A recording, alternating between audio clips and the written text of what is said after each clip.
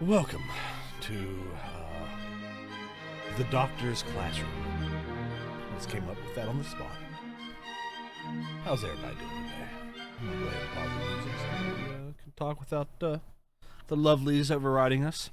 The lovely noises and the sounds and rhythms. So, as you can tell, there is no ply. It's because it's kind of a special edition, little extra recording that I felt I needed to make. After going over the first episode, I realized that a lot of key core concepts that I was trying to cover kind of got mumbled and jumbled because I was feeling pretty rushed at the moment. It's first podcast.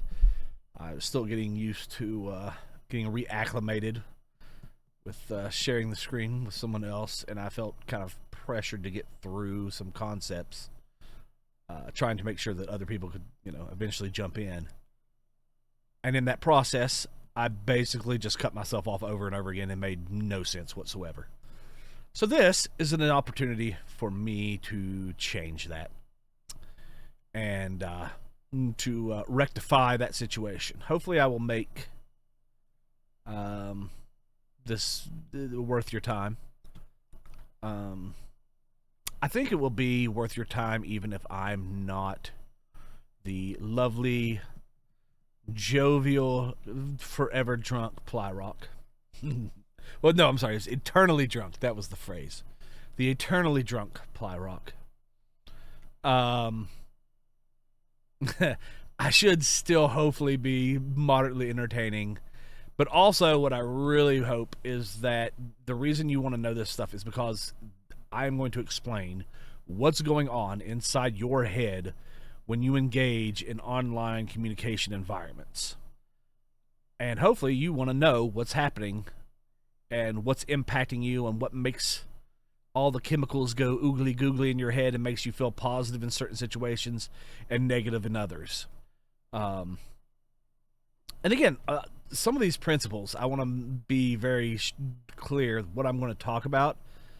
A lot of them are good, and you should lean into them and allow yourself to experience these moments. It's kind of the idea of experiencing online entertainment and online content. So you're not being, it's some of these concepts are going to sound like you're being manipulated, or it's not. I'm just explaining what is occurring in your head, but not that like you're being taken advantage of or anything like that. Yeah.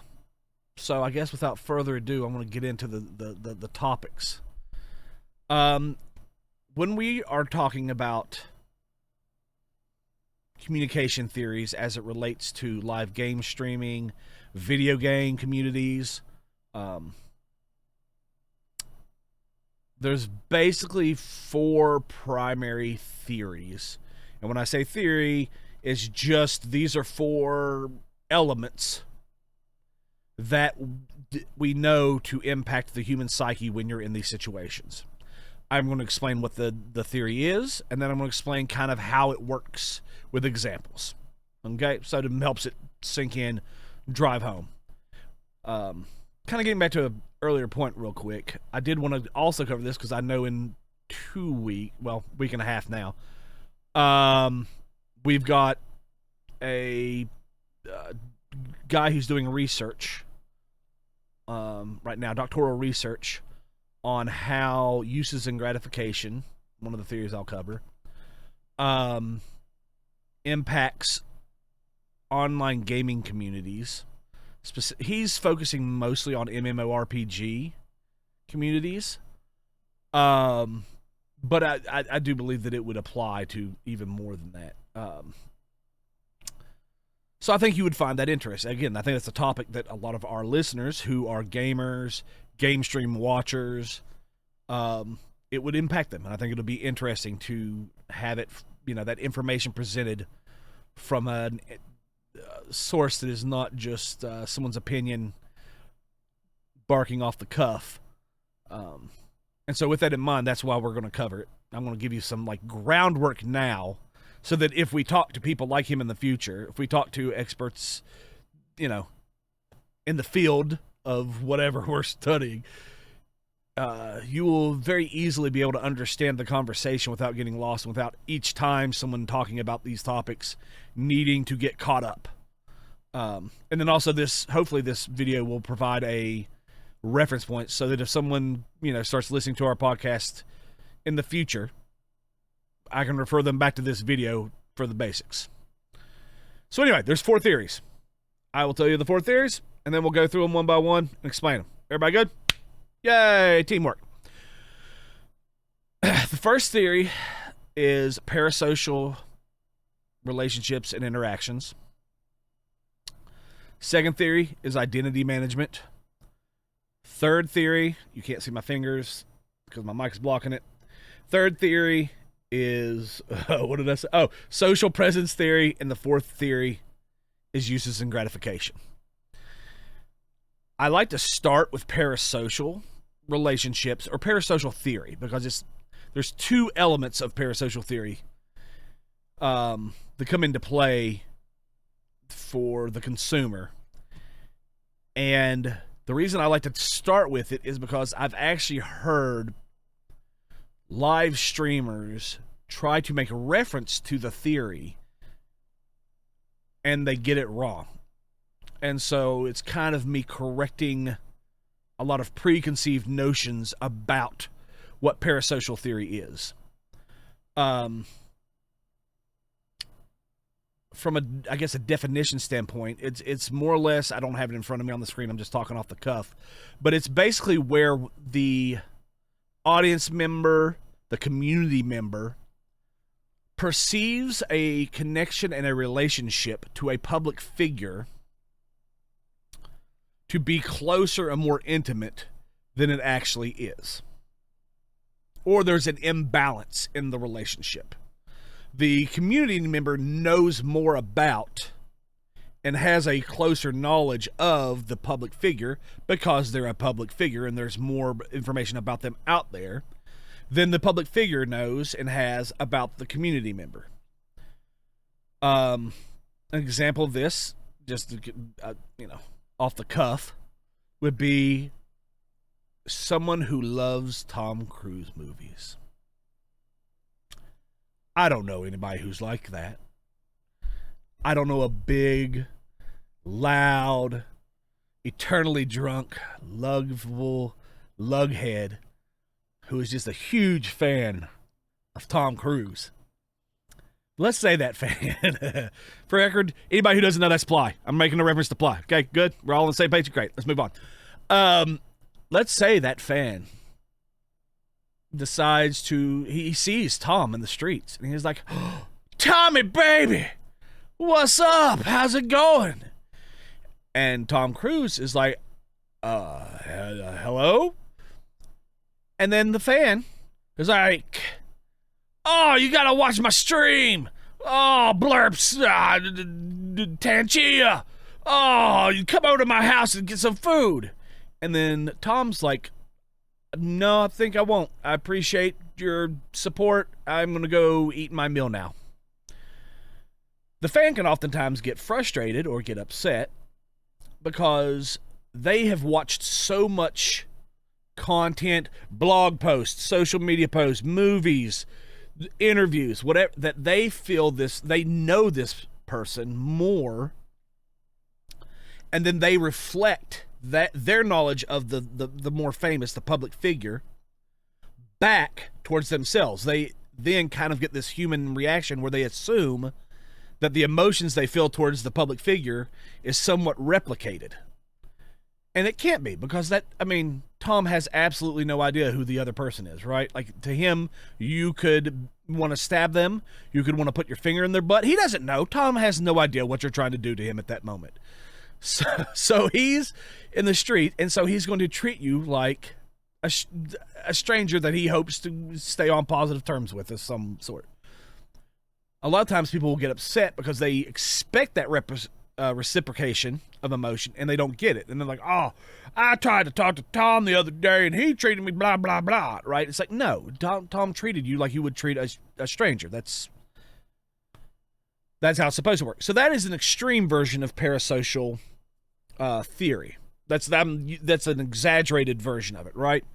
In reality, there is a full scale of parasocial relationships. And so it can go from that tier, but it can go to where the relationship is pretty close to a real relationship.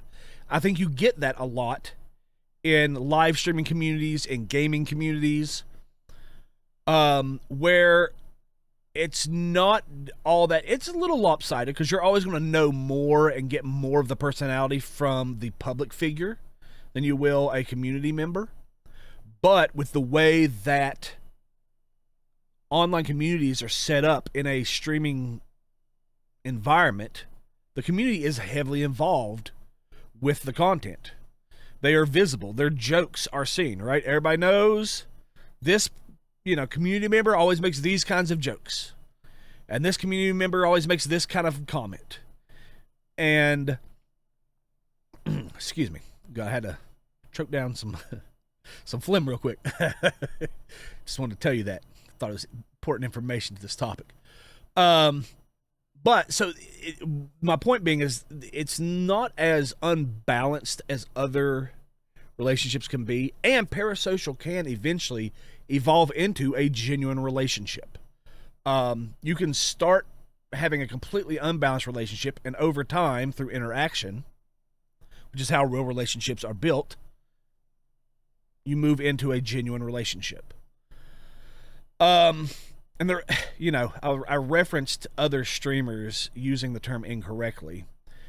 I think it was, I don't know who it was, but it was a famous, there's been a few, like big, like you would know, like Pokimane or Valkyrie or what's one of the other people in that group. I don't know that whole community, but that whole like group of streamers.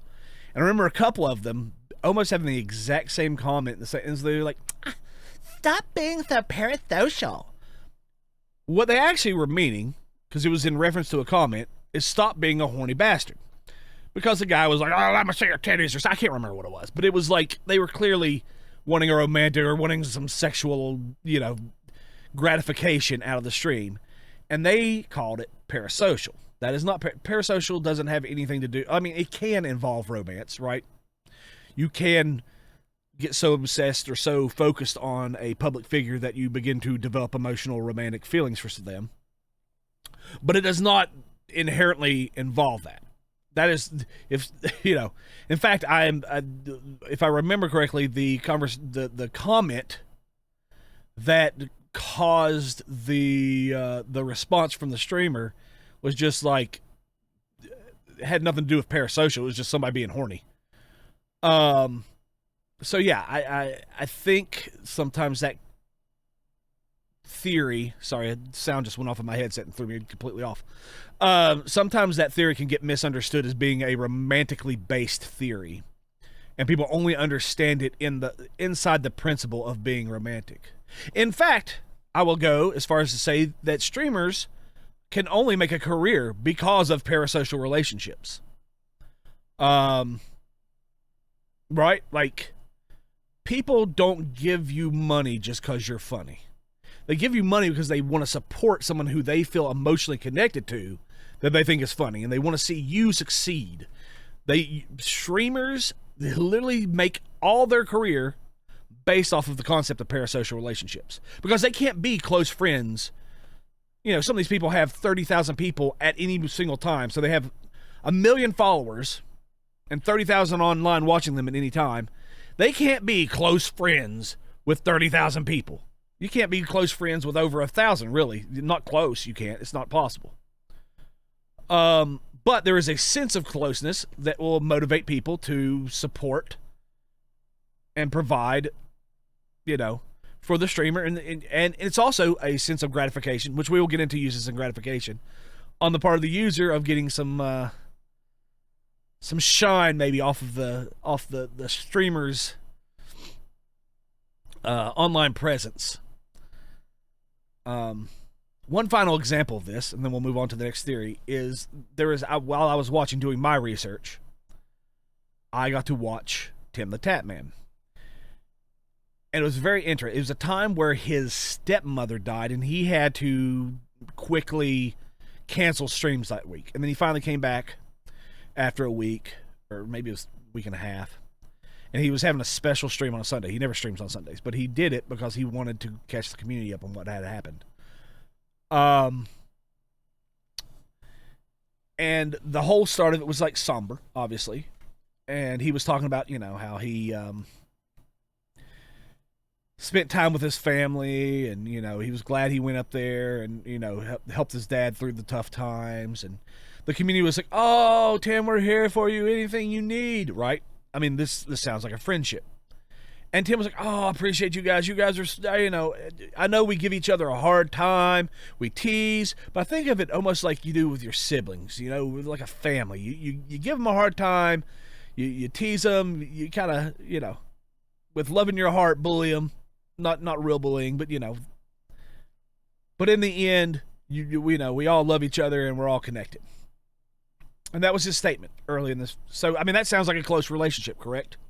He related them to family members, or likened them. I don't know if he directly related, but he likened them to family members. And of course, the community, "Oh yeah, anything you need. Here's 50 subs. Here's $250 out the pocket. Have at it." Then later in the stream, when one of his real life friends, but also streamer buddies, Cloaksy, called him on Discord and was trying to talk him into quitting the stream and going out drinking and watching sports and just, having a weekend out on the town. Something interesting happened. Tim and Cloaksy started talking about locations that they could go to, but they did so using language that wouldn't let any of the people watching know where they were going. "Oh yeah, you were going to go to the place where we went last week, or the one that had the food that we said that was a little spicy?" "Oh yeah, no, let's go to the one that's across the street from the place we went last week." That kind of thing. What you see here is a disconnect between where Tim feels his real life friends are, where his close, deep friends, and where his streamer friends are, and his community. There is clearly a line of demarcation that there is a certain place where he doesn't want random people who follow him, or even people who he may know from chat, to just pop up and start trying to hang out with him at a restaurant. That's reserved for real life close friendships. And so even though earlier in the stream, everybody's, "Oh, we love you," and he's like, "Oh, I love you, and we're like family," maybe not that much like family, right?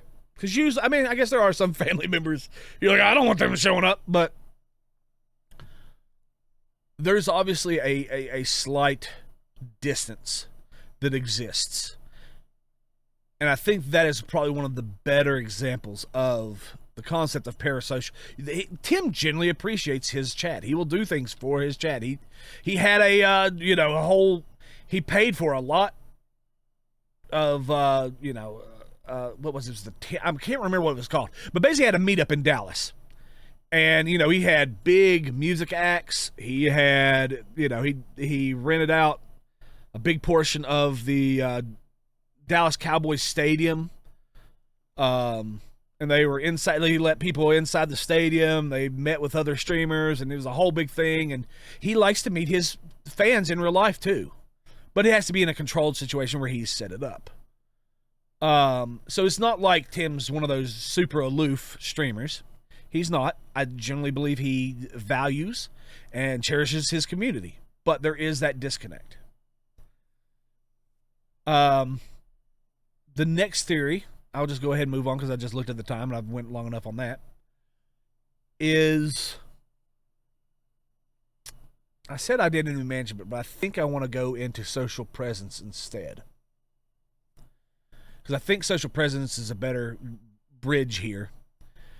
Social presence theory is the amount of closeness and presence that you feel in any communication environment. Again, this is like a scale, and it ranges from smoke signals. I have no idea, writing a letter in the 1800s to where it takes a month to get to them, to the closest social presence is, actually, if you think about it, it's probably sexual intercourse. But, I mean, you can't be any more present than that, right? But let's say, for the sake of everyday, relatability, sitting across the table and talking, a small table at a coffee shop and talking to someone. Hey, how's it going, Bob? Oh, not much. You ready to go have some sex? I want to make sure we're as present as possible for this conversation. It's a really important business deal, and I don't want to lose the deal. So, strip down, bud. We gotta get intimate. Sorry, I just imagined a scenario where they're trying to be as socially present as possible. So yeah, let's, the relevance is from, a letter sent that takes a month to get there versus being physically present. And then anywhere in the between. What online streaming does exceptionally well and how it impacts the human psyche is that through interactive elements, like an immediate chat, right? Like YouTube has chat, but it may take time for a creator to respond or other community members to respond. It's, you put it out there and then you have to wait for somebody else to type it in and maybe even see it, right? Whereas in live streaming, you type it, it is instantly being put on the screen. You can communicate with the creator while it's happening. You can create with the community while it's happening. It gives you some level, both a sense of and an actual impact on the stream. That's why people pay a lot of money, right, to Tim the Tatman to hear their comment read out on screen. They have impacted and they now have a sense of presence because they have been read while the stream is going live. The same thing is the basis for Tangia, for stream stickers, those type of apps, blurps. It allows you to push a button and get that sense of interactivity that you can only usually get by being physically present. It shortens that distance. Yeah, I think that's kind of where I want to go with that. I mean, that's more or less it, right? Like, streaming, the reason we love it so much is because it does feel more like we are all together, present, hanging out together. And that's why you get very dedicated fan bases, dedicated communities. They feel, because they're friendships, right? You feel like you're there. You're part of the group. As opposed to, it's a bunch of us spread out all over the place, choosing to every now and then interact when we have the time.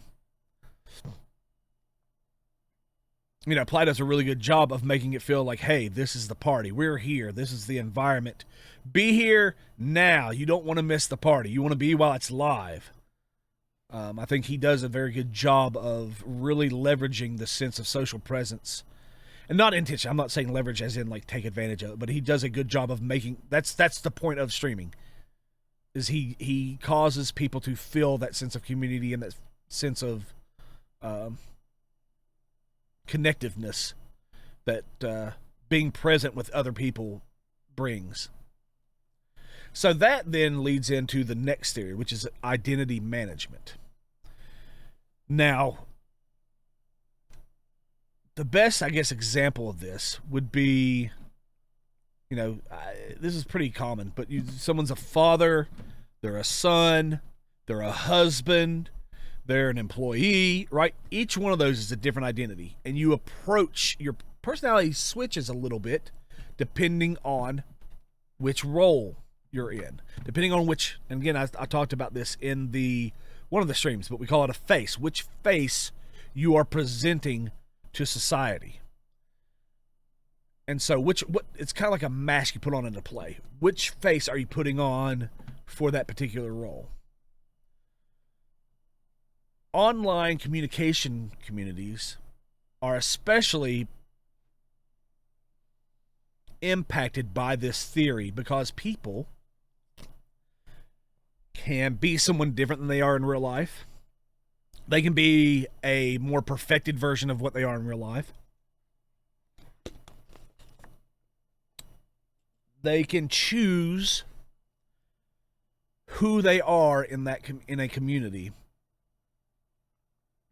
because there is that distance.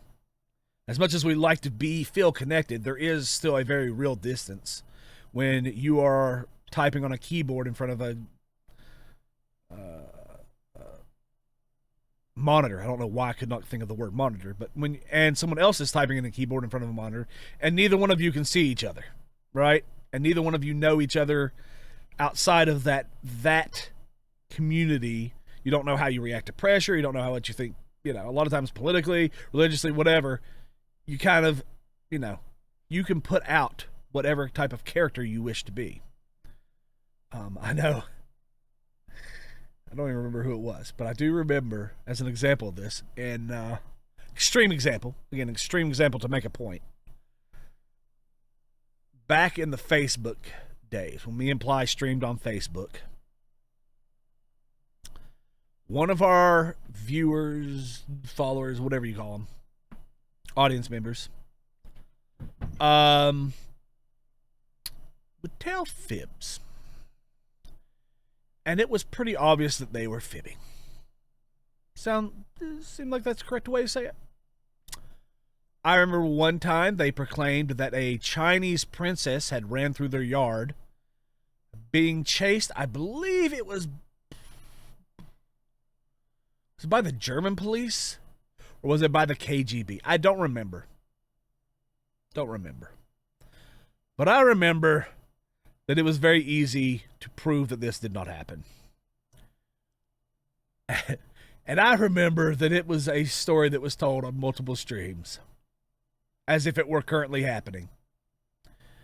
And I also remember this person also before that. No. I think was it a different person? I think we had another person who always had some family member who was dying or died. And you go, oh, that's harsh. What if they... No. That's not... No. Their brother died about 6 times in 6 months. I need you to understand that's what I'm talking about here, okay? Oh, my brother just died this past week. A month later, he forgot that he told that lie. Oh, my brother just died. Different disease. This week. Oh, my brother just died this week. Oh, my mom's sick. Oh, my dad's... Someone was always dying. And it wasn't like, oh, they have the flu. They were dying or they died. Always. And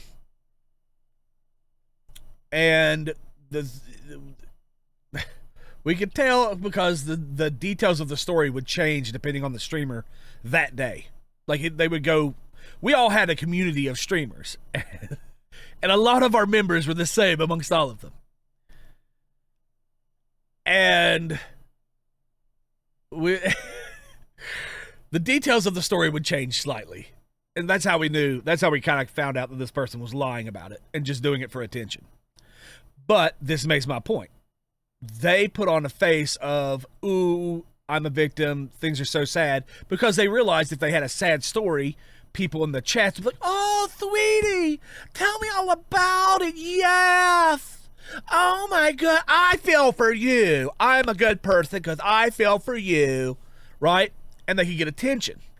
So they realized I can get attention, and they just they needed that high, that emotional high, and so they kept going back to that persona. Now, online communities don't necessarily always go. That is, again, a drastic example. But we do all do that to a degree, right? We all kind of tell a joke. Sorry, I just cut myself off because I just thought of an example. Me and Ply.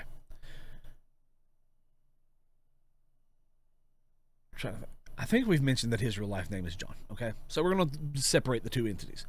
Ply is an exaggerated version of John, right? And he knows that that's the point of his whole stream, is that you guys are in on the joke of who he is as a character and that you like to give him a hard time. I jump in and immediately start to, trash on him. That's kind of my role. And I love it. But in reality, me and Ply talk all the time.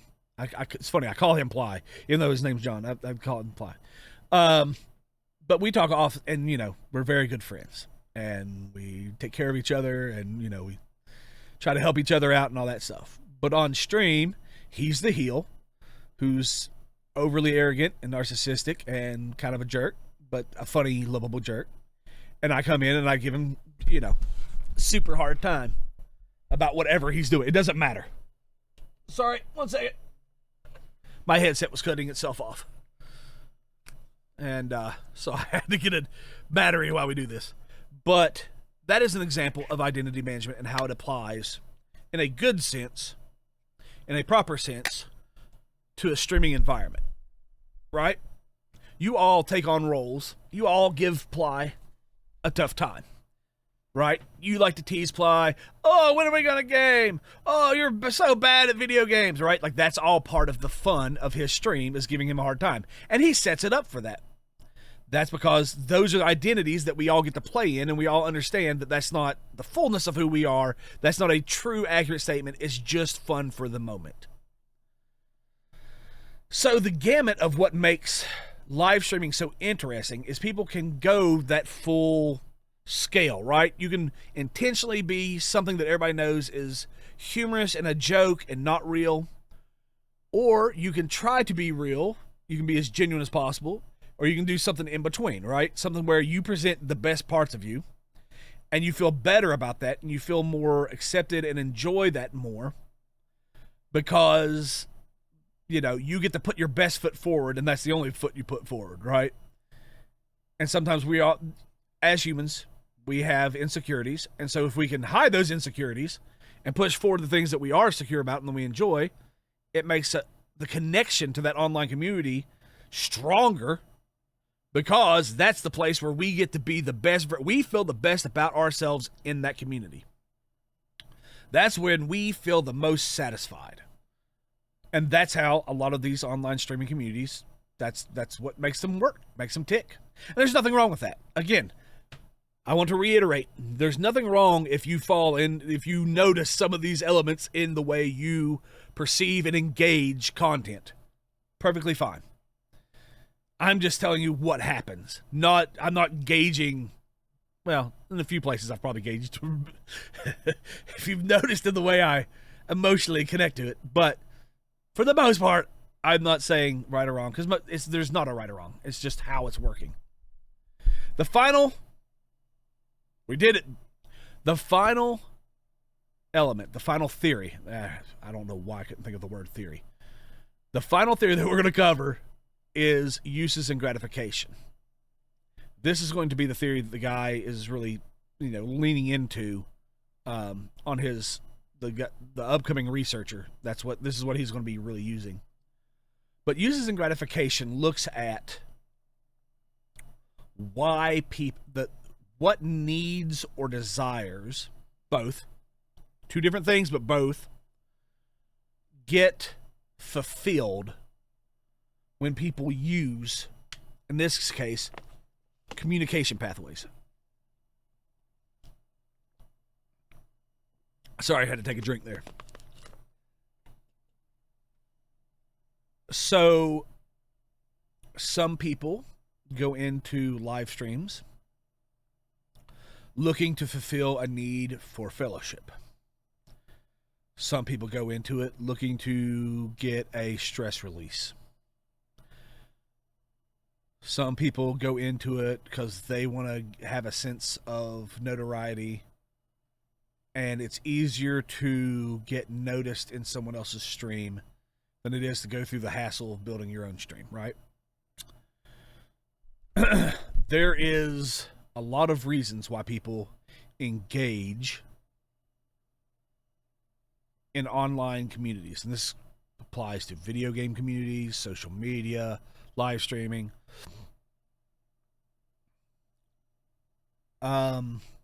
It's kind of also a part of what makes streaming work as a career, because people get that gratification from interaction from some of the elements in a stream that generate income. And that's good. There's nothing wrong. You should, it's like you pay a restaurant for the food they give you. You should, there's nothing wrong with supporting a streamer. This is not oh my God, I can't believe, I actually think it's weird. I'm going to cut myself off. I think it's weird when people think that streamers should be spending their, a full-time career worth of effort and work for free. Just because. It's no one has time for that. That doesn't work. They can't go live 5-6 days a week. Especially the streamers that go live for long periods of time. But, behind the scenes, so much work goes on that it's impossible for... You couldn't do it unless you were getting something back out of it. So anyway, my point being is that's how... And these platforms leverage your desires. Again, not a bad thing, just what is actually happening thing. We talked about this in a previous podcast. Twitch is intentionally upping the recommended amount of ads for streamers so that you will get annoyed and buy, instead of paying for 3 different streamers, which would be more expensive, you will buy their Twitch Turbo, I think it is, that gets rid of ads and all, and gives you all the premium features of being subscribed, but the money goes almost entirely to, it goes much more heavily. It's not entirely, but it goes more heavily towards Twitch than it does the streamer. They know that you hate ads, that you feel twitchy, that you want to just get into the action. You don't want to hear Cialis commercial. You're 24 and you don't need boner medication. Or what's now the ads are no, it's the underwear commercial. That's there's an underwear commercial that's always, maybe that's on Netflix. But there's one where it's you got it has a model and it's in black and white and she's holes all over her underwear and so and then they go full color and she has nice new underwear and it's if you don't want people to see it, then you shouldn't wear it or something like that. I can't remember. It's dumb. It fucking does not make me want to wear underwear. But I wear underwear, but that's not the reason why. I definitely don't want to buy theirs. But it leverages your desire.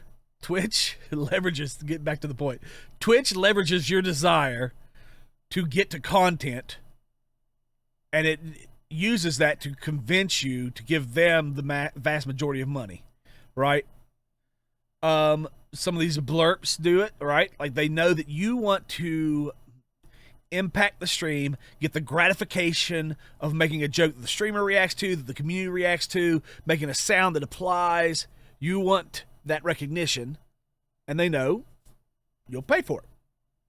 Same thing with Tangia, stream stickers, the whole shebang. Again, you guys know I put stream stickers and I do blurps and I do Tangia. I know this because it's fun. You're supposed to use that's good. Let it happen. This is not you're being taken advantage of. No, it's just I'm explaining what goes on in your head and why you decide to do these things.